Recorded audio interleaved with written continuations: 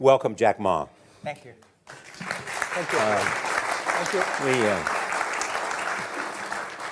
you. We've all become very cognizant of Jack and his story. And when Alibaba went public with the largest IPO in history, we knew a lot more about him. So I want to talk about his personal story. I want to talk about how many times he tried and failed and what kept him going. I want to talk about where he is today and how he got here, and where he is going and how he expects to get there. And if he gets there, what will it all mean for him and for the people that he wants to inspire? So I begin with this question, though, Jack. Why are you back at Davos?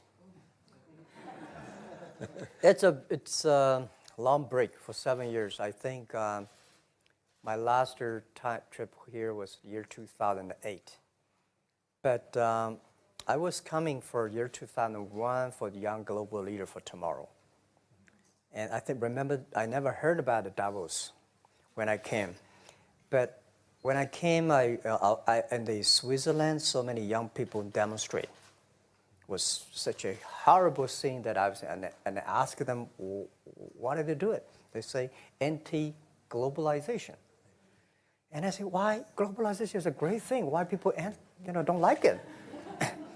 And then we come all the way for 2 hours here. There's a machine gun. There's a people checking. I say, oh, God, is that a forum or is it a prison we're going to go? Is that? But when I joined the forum as the Young Global Leader, I was thrilled by so many ideas. For the first 3-4 years, I learned what does the globalization mean? What does the corporate citizenship mean? What about social responsibility mean? All these new ideas, and I see so many great leaders talking about leadership, and I benefit a lot. And the year 2008 and 2009, when the financial crisis came, I think it's better go back to work, because we can never win the world by talking. So go back, spend 7 years. Now I come back, I think it's time to do something return. Because I learned so much. Let's talk 12 about years that. ago. So why I should not talking to the young global leader of today, sharing with them how we've gone through. Okay. So that was the thing. Let's start with where you are today. Just how big is Alibaba? How many people come every day? How many people come in a week? How fast is it growing? Yeah, we have over 100 million buyers visiting our site, shopping our site every day.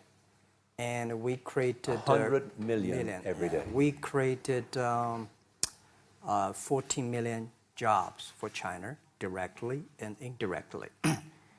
And we grow from 18 people to 30,000 people, 18 people in my apartment, to now we have 4 big campus.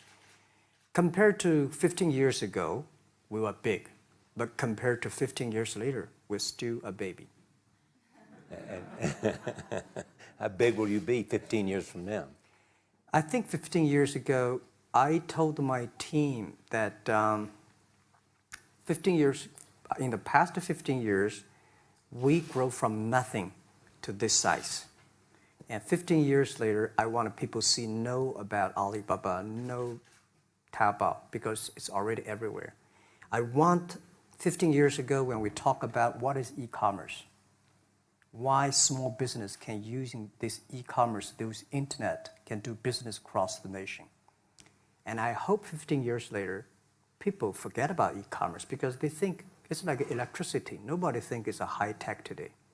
Now, this is something that I don't want 15 years later. We still walk on the street talking about why and how e-commerce can help people. Talk about the IPO. Did it exceed your expectations? Well, it's a pretty small IPO, 250. Yes. Yeah. The largest IPO in the history of Wall Street. We raised. And number 2 was a Chinese bank. Thank you. I remember year 2001. We went to raise some 5 million, 3 million venture capitalist dollars in the USA, and got rejected. And I say we come back raising a little bit more. But I think, what we think more about is for $25 billion, how we can spend the money efficiently, because this is not the money, this is the trust from the world, the trust from those people. They want you to do better jobs to help more people. They want to have a good return. So I think gives me more pressure because when our market cap is bigger than IBM, for a certain day we're bigger than Walmart. We're one of the top 10, 15 largest market cap company in the world. I told my team and myself, is that true? We're not that good. Because years ago, people say, Alibaba model is terrible. Does not make money, have this and that, all the big bad things, because Amazon is better, eBay is better, Google is better, and there's no such model like Alibaba in the USA. So I told myself and people, we were better than people thought. But today, when we are that big size, I said, no, we are not that good as people thought. We're just a company 15 years old. Average age is 27, 28 years old, young people. We're doing something that human beings have never tried. So I want to talk about the future. Let me take you back to when you were born in Hangzhou, where the headquarters still are. Yep. And your campus is there. You don't have a loot, don't move your loot. Your headquarters Your roots are there. Yeah, you found it there, loot there. You grew up in the 60s. 64. Born in 64. That was the time of the Cultural Revolution. Yeah, it was the end of the Cultural Revolution. It was, well, my grandfather was a tiny landlord, was considered, after liberation, was considered to be a bad guy. So I was, I know how tough it was when I was a kid. You tried to get into 3 colleges. Mm-hmm. Each time they rejected you.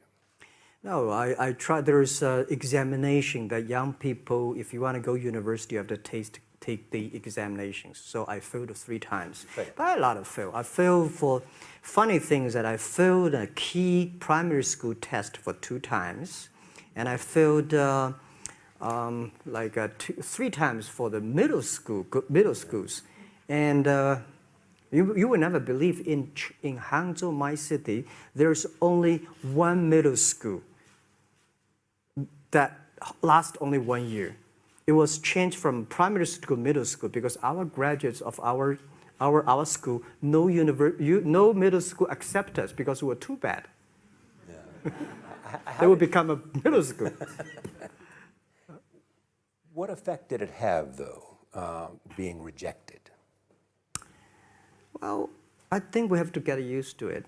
We're not that good. Even today, we still have a lot of people reject us. I think when I graduate from universities, and before I, for 3 years, I tried to fill in the universities. So I applied jobs for 30 times, got rejected. I went for a police. They said, no, you're not good. I went to even the KFC. When KFC came to China, come to my city, 24 people went for the job. 23 people were accepted. I was the only one guy. And we went for police. 5 people, 4 of them accepted. I was the only guy that I received it. So to me, being turned down, rejected. Oh, by the way, I told you that I applied for Harvard for 10 times, rejected. I know I'll be rejected. I just don't want to say that. Yeah, sorry now. 10 times you wrote them and said, I'd like to come to Harvard. Yeah. And then I told myself, someday I should go teach there, baby. I think that can be arranged. Richard Nixon came to Hangzhou. Yeah. And after that, tourists flooded the place. Yeah. And that's how you learned English. Yeah. I really like I don't know why, at 12, 13 years old, that time I suddenly fell in love into the language, the English. And there's no place you can learn English at that time. There's no books, English books. So I went to the Hangzhou Hotel, now called Hangzhou Shangri-La Hotel, because that was the hotel can receive the foreign visitors. So every morning for 9 years, I showed them around as a free guide, and they taught me English. And I think that changed me. Today, I'm a 100% made in China. I've never got a one-day train outside China. Yeah. And when people talk to me, say, Jack, how can you speak English like that? Why sometimes you talk like an Western guys? I think that was the 9 years. These Western tourists opened my mind because everything they told me are so different from the things I learned from the schools and from my parents. So now I have a habit. Whatever I see, whatever I read, I use my mind. Think about for 2 minutes. Is that how Ma Jun became Jack Ma? Actually, Jack, the name was given by a lady in tennis. She's a tourist. She came here and she said, came to Hangzhou. We become a pen friends. Ma Ring is so difficult to pronounce. So she said, do you have an English name? I said, don't. So can you give me an English name? She said, okay. She said, my father called it Jack. My husband called Jack. What do you think about Jack? I said, good. So I've been using that for that many years. Yeah.